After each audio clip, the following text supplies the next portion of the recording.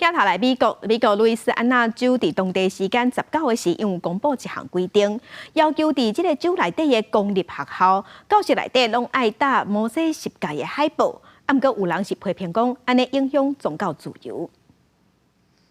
This bill mandates the display of the Ten Commandments in every classroom in public, elementary, secondary, and post-education schools in the state of Louisiana.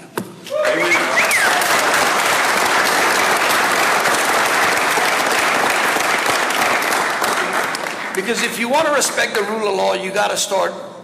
from the original lawgiver,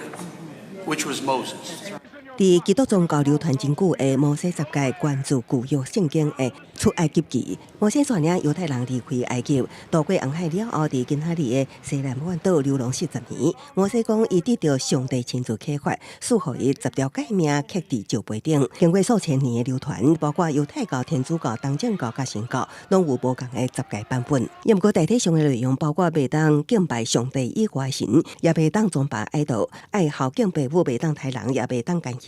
偷摕家族继承，袂当谈乱他人的家后甲财物。随着基督宗教流传各地10诫内容，也成做西方文明中重要的道德规范。也毋过像美国民权联盟 ACLU 等团体认为，伫公立学校校园内采十字架、甲耶稣像，含展示任何甲基督宗教有关的图腾物件，拢是违反宪法第一修正案的言论自由甲政教分离的立国精神。ACLU 已经准备提出诉讼，阻挡路易斯安那州这项新法案。赞成这项法案的民间团体，像法律咨询组织第一自由研究所，道主张10诫毋那是宗教戒律，而是有历史意义的物件。美国的天主教圣母大学法学教授贾奈特认为，所谓政教分离，无代表爱禁止展示10诫海报，还是十字架顶宗教信仰的图腾。因为反对法案的 ACLU 等团体，甲民主党真亲近，赞成法案的保守派团体，多数支持共和党伫大选伫要到的2024年，